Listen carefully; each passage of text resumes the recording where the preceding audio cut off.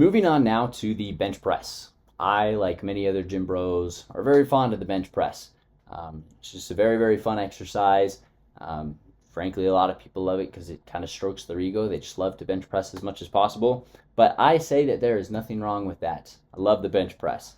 Starting out, of course, with the mechanics. We know that it is going to primarily work our pectoralis muscles as well as our triceps. It is also going to work a small amount, again, kind of depending on your personal mechanics, your front delts, so the front of your shoulder. And then in the bench press, it's actually pretty involved with the muscles that you use to set up your base of support. There is leg drive involved in a bench press. You are going to be contracting your back muscles, primarily your upper back muscles, as well as your lower back to support your arch. You're going to be bracing with your stomach. You are going to try and be supporting that weight as best as you can with your forearms, your wrist flexors and extensors. There really is a lot going on in a bench press, but the primary muscles are your pecs and your triceps. For some people, a decent amount or a small amount of your front delts, your front of your shoulder. Now, obviously, the bone that is going to be majorly in play here is the humerus. And we kind of go into what we talked about with the squat, that the longer your humerus is, same with the squat is your femur, the longer that bone is, the harder it's going to be, right? So taller guys on their bench press, same with all of these lifts, think about it like this. If their arms are 20% longer than yours, and that is proportional through the upper and the lower arm, well then at lockout, the weight is going to be 20% higher. And so they have to move it further down to get to their chest. And then when they are at that final bottom range of motion, the weight of that bar is going to be pressing on that lever at their humerus 20% further away. So not only does it feel heavier to them, but they have to move it higher up to complete that repetition. So this is actually an exercise where short guys really, really kind of have an advantage. You want to have short arms. But that kind of contrasts with other movements in powerlifting, and that's why, you win some and you lose some. A guy with really, really, really long arms is actually going to do well at the deadlift, but we'll go into that a little bit later. Anyways, those are the mechanics of our bench press.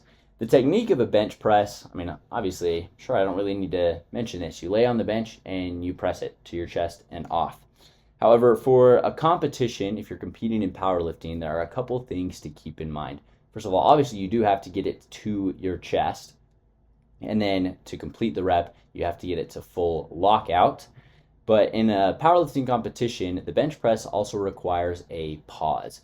Now, the reason for that pause is because if you didn't require that pause, it's possible for people to kind of use their rib cage to kind of explode up off of, and bounce actually is the right word. They can kind of bounce that weight up off of their rib cage and kind of use the elastic potential energy just stored in their ribs, which can kind of be dangerous, which is oftentimes the reason that they make rules to work around that, is because they don't want anybody to get hurt. But it's totally possible to bounce that weight off of your rib cage. So in a competition standard, you need to get that weight down to your chest, and then you have to wait for a command from the judges to press that weight off of your chest.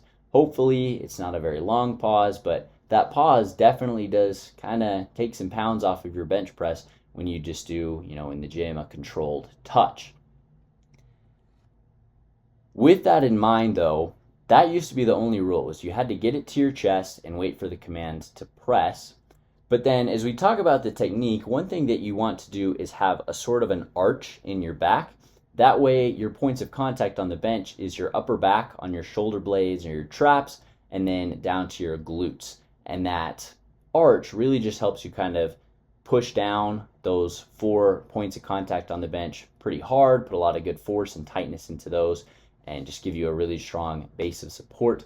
However, there used to be a lot of controversy over how much people ought to be able to arch, because people, especially females, would be able to get to the point, just because females are so much more flexible, where they just arched so high because their backs were so flexible that they could technically take the bar, get it to their chest, and then press back up, but have a very, very minimal range of motion.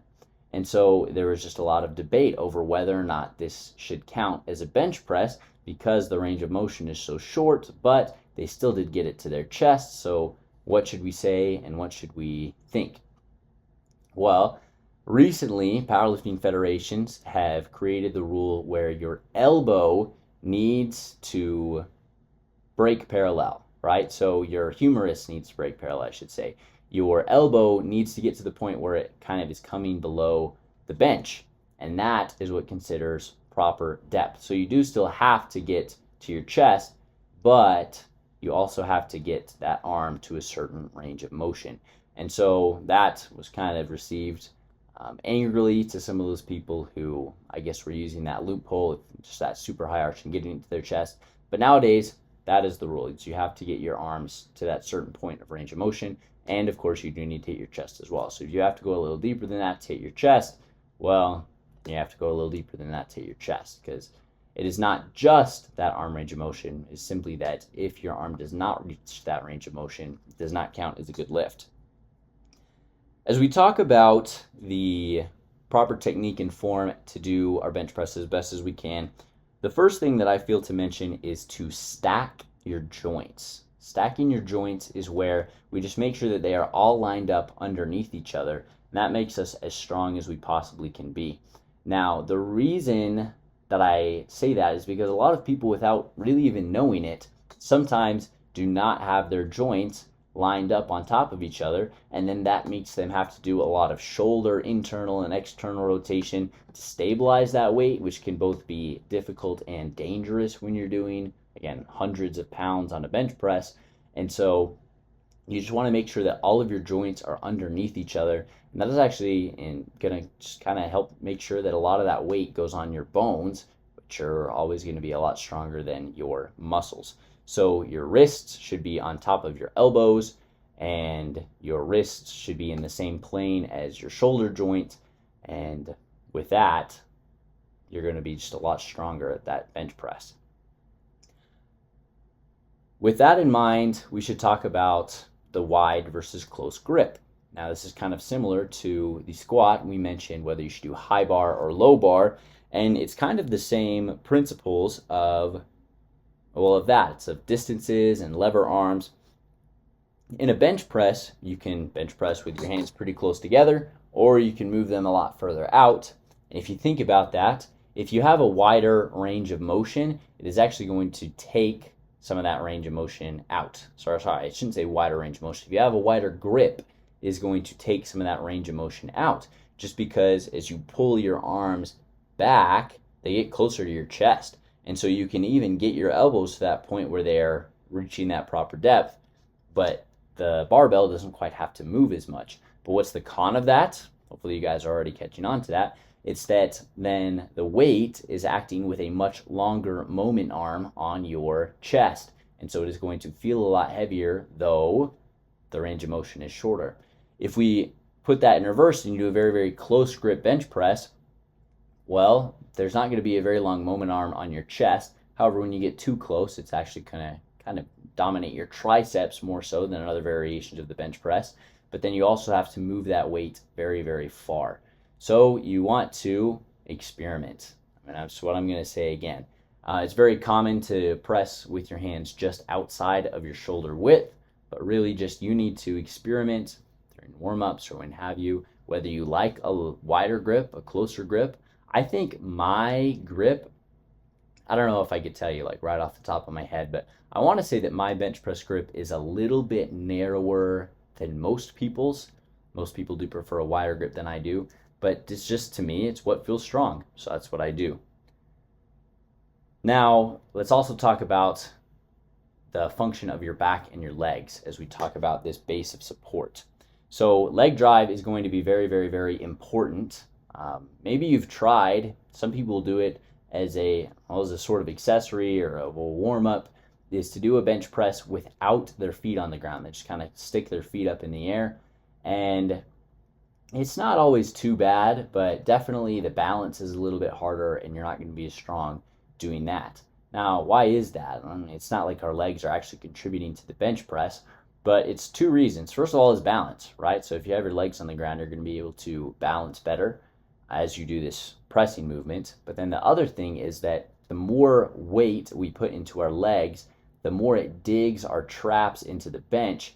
And the more our traps are dug into the bench, just the better our support is, right? We have a better base of support to press off of, on our traps and on our shoulder blades as we actually do the press. So don't underestimate leg drive. Obviously, it's not a lower body exercise, so it might seem silly for our leg drive to do so much, but leg drive is really, really a big, important aspect of the bench press. And so it's very, very common to try and warm up and exercise your traps and your back muscles. You probably don't need to warm up your legs with weights, but to kind of stretch them out and make sure they're feeling mobile is very, very good idea, very optimal for a good bench press. Now, continuing on to talk about leg drive, there's different ways that you can do it. There's 3 main different ways that you can apply your leg drive. The first one is going to be having your feet as far out in front of you as you can. The second one is going to be having your feet curled back behind you as much as you can. And the third one is the one that I use, is having your feet spread out as far apart from each other as you possibly can. Now, they all function the same. The idea is just to try and put a lot of weight into your traps and into your upper back for your base of support. And they also function to try and keep your butt from coming off the bench. Now, if your butt comes up off the bench, then it does not count as a good lift. Now, this is actually super, super common, and I wish I could tell you why, but I mentioned this in my last episode, but I have a video of the first time I ever hit 225 on my bench press when I was a 16-year-old, and though I did lift it, my butt came sky high off the ground. Like immediately as I got that weight off my chest, my butt just came right up. And really what it is, you're just trying to put, more leg drive, just go as hard as you possibly can so your butt ends up coming up. But then usually what that means is that you are extending your hips and your lower back and your butt comes off. So what you want to try and do is have that good leg drive without your butt coming up off the bench. Now, another reason for, perhaps why does it count as not a good lift if your butt comes off the bench? The reason is because if your butt comes off the bench, then it's going to kind of change the angle of your torso in some ways, and it's going to become sort of like a decline bench press, and it also could be kind of dangerous for you as well. Again, a lot of these rules are actually just put in place so that we can try and keep our athletes safe. Anyways, all of these different methods kind of work the same to, again, put as much leg drive as you can into your traps and then keep your butt from coming off the bench. To have your legs as far out in front of you as you can, it's exactly what it sounds like. You're just put your legs out, all the way out, and then just like bend your knees down until your feet hit the ground. And then you're just going to try and kick your feet out forward to put weight into your traps. You can do that. Alternatively is to curl your knees as far as you possibly can behind you and then kick outwards. But the reason I don't like that is because you don't have as wide of a base of support. It's very, very narrow. Both of those are. But then especially to have your knees behind, or your feet behind your knees, like curled back there, you don't have as much support, I don't feel like, in front of you, as well as I feel like it's much, much harder for me to keep my butt up on the bench because I'm really in that perfect position for the harder I kick with my knees in that position for my butt to just come right up off the bench. So what I like to do is to keep my butt on the bench as I'm setting up, and then just to spread apart my feet as much as I possibly can. And that gives me a great bit of balance from side to side, as well as it puts me in a position where it's actually pretty challenging for me to get my butt up off the bench, which is good. You don't want your butt to come up off the bench, and then I can give a really, really solid base of support. I'd say, I guess the con of that is that as you're trying to do your leg drive, it's not so much coming from your quads. It's actually coming in a big way from your adductors and things like that. There's a lot of rotation and adduction of your hip joints that are giving you that leg drive, whereas a lot of people might prefer the others because it's coming more so from your quads. Now, as you are doing your setup for the bench, you get down on the bench. We've already talked about your 4 points of contact on the bench, and then of course you have your feet on the ground. One thing that's very, very common to do is to kind of use the support arms of the bench press to kind of squeeze your shoulder blades together so you can get them very, very tight, and then just kind of dig in and trying to, get your arch underneath you, put your traps into the bench so that everything is set up nice and strong. The way that I like to grip the bar is something called the bulldog grip. The other grip method you might have heard is the suicide grip.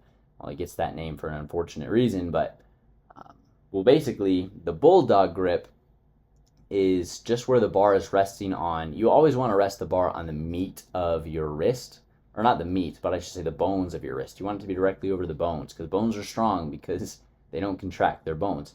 And the bulldog grip involves having your thumb on the other side so that your thumb blocks it from coming off. The suicide grip, for a lot of people feels a little stronger because you can actually have more of the bar on the bones of your wrist than you can with the bulldog grip. But of course the issue is that there is a pretty serious risk of that bar slipping off of your palm, and then it could really, really cause some damage to your chest, to even your neck and your face if it did fall. Whereas the bulldog grip, you're protected from that, but you might only have the outside portion of your palm on that bar directly over the bones. However, I'm always going to recommend the bulldog grip.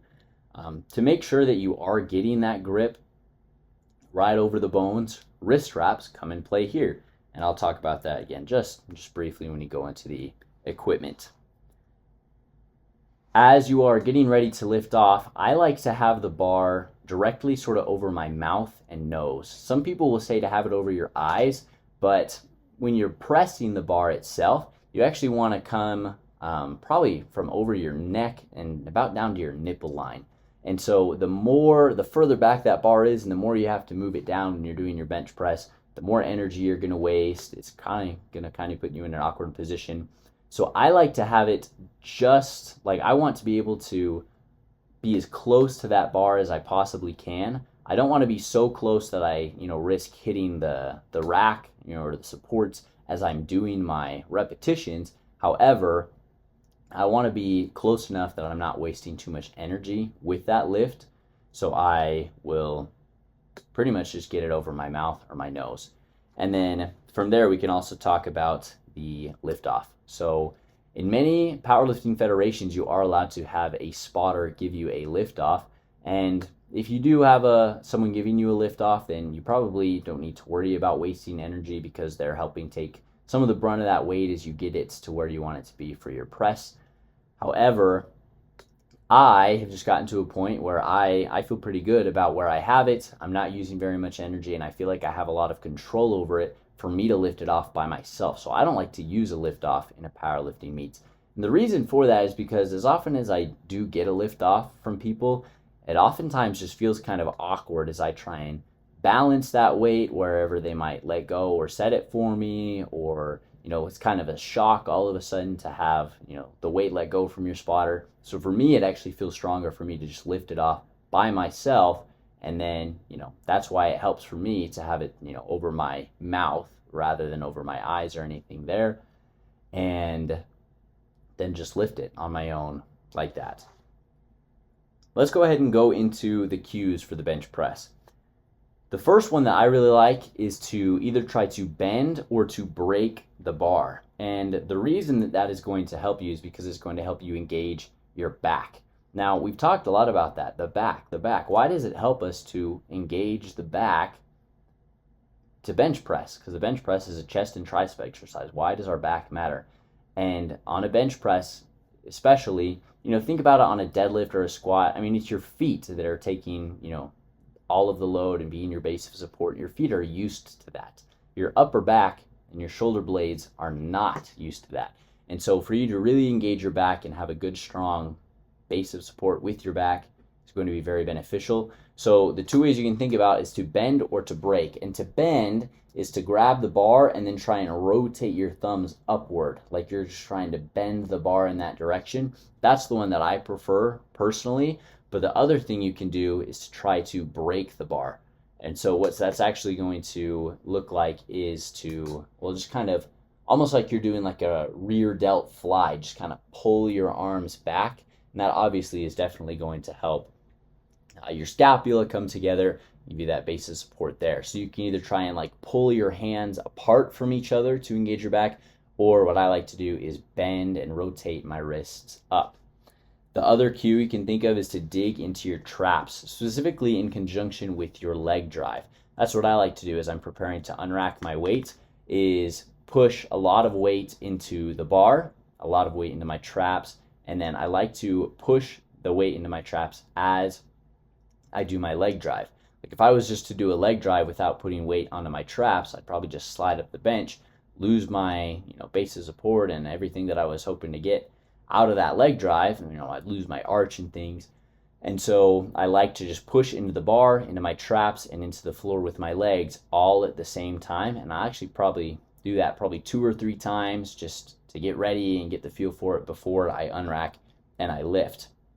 Then, as I've talked about with your legs, you want to try and kick them out. If you're going to have your legs wide and far apart like I do, it's probably going to be more of a adduction and a hip rotation. But so you can just try and kick your legs out for your leg drive. The reason I say kick them out with your quads is what you'd be doing is because if you just try and push, then you're probably going to use a lot of your glutes and your lower back, and that's what's going to get your butt off of that bench, which is not what we want. So you just want to kick, and that's going to kind of slide you backwards into your traps.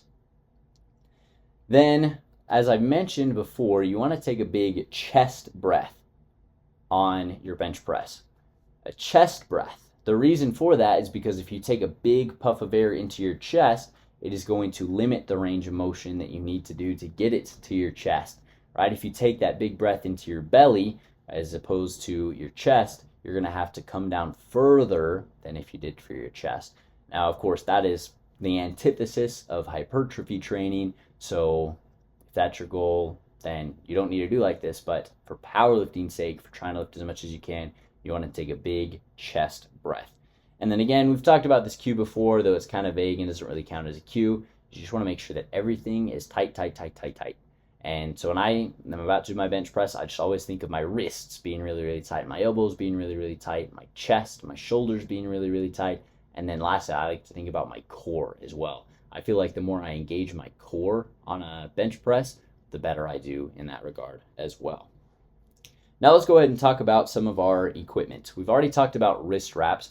And the nice thing about wrist wraps is they just brace your wrists and they help keep your hand right exactly like this and like this, as if, if you're listening on Apple, you probably, or Apple or Spotify or whatever, you don't know what my wrist looks like right now. I apologize. But like we mentioned, you want to have that weight right over your bones. And so when you use a wrist wrap, it kind of just locks your wrist into that right position where we can lift as much weight as possible. It's not necessarily the end of the world to not have wrist wraps, but one thing that you will notice, especially if you have a bar that kind of has a lot of, a well lubricated or nice bearings in the bar, it can actually kind of roll, and that can be to your detriment. And if that bar rolls onto the top of your palm, it's really going to be very uncomfortable, kind of dangerous, and just not very good, because then your joints aren't stacked. The weight is not over your joints. It's using a lot of effort and possibly risking a little bit of injury or safety just because the bar is not where it ought to be. Now, there's a lot we can do to train our forearms and everything to take care of that so it's not an issue, but I really, really love wrist wraps. Again, especially as you get to the point where you're lifting hundreds of pounds, these things are great tools. Next thing I wanted to talk about is the belt. Some people really like to use a belt for bench press. I am not one of those people. I don't know. It just never really appealed to me to use the belt. It's never really understood to me because you take a big chest breath as well. Maybe if someone was trying to do more of a belly breath, it might make more sense for them to use the belt. But for me, it doesn't really add, any extra help. I'm not bracing like a Coke can into my stomach the same way I am for a squat or a deadlift. And so I don't like to wear the belt, but some people will just wear it and it helps them with their arch. Maybe it helps their lower back feel a little bit better in that big arch if they have one. So it's not uncommon to see people bench press wearing a belt, but that is not something that I like to do personally. As a matter of your shoes, as you're doing a bench press, there's no special shoe that you ought to be wearing, or it doesn't really matter. But one tip that I will give you is that I always find it really, really helpful to wipe the dirt off the bottom of my shoe. I'll go grab a towel and some spray. I wipe the dirt off my shoes. Sometimes I'll even wipe the dirt off the ground just because it's going to give you as much traction as possible. If your feet are slipping around, you can't really give a good leg drive. Whereas if the dirt and everything off the bottom of your shoes is clean and you get a better grip, it can give you a better leg drive in that regard. Some federations do allow elbow sleeves. It's just the exact same as a knee sleeve, but it's for your elbow. Some don't. That's, again, just for one more time, going to give you a little bit of stability, compression, blood flow, maybe a small bit of elasticity. And then the same way that there are elbow sleeves, there are elbow wraps, which again are bands. But for the bench press, there's actually more. So there's elbow wraps that give you that a little bit of elasticity. And then there's also things called shirts, bench press shirts, and slingshots. And both of what those are is they wrap around your humerus, they go around your upper arm and across your chest, the bench shirt and the slingshot. And then as your humerus moves down, it's just this big elastic band that helps lift up your bench press. Now, frankly, I think these things are kind of comical. Again, they use them in equipped powerlifting, but to me, it just doesn't make sense. People say, oh, it's a different sport, you don't understand, and I guess they're right because I don't understand. But people say, oh, there's a new world record for the heaviest equipped bench press, and it's 1,000 pounds or whatever, but they're wearing this huge slingshot that does so much of it. I don't understand what the appeal of is, where the slingshot meets the human bench presser. But anyways, there is the elbow wraps, the shirts, the bench press shirts, and the slingshots. Those are all banned in traditional powerlifting. In equipped powerlifting, you could use all of them at the same time and just have this huge advantage on your bench press. And then the last thing I wanted to talk about for our bench press are the accessories that we can use. And again, hopefully some of these are pretty intuitive, but the first one that we can do is a tricep extension, as well as like a chest fly. Those are just going to work those muscles in isolation.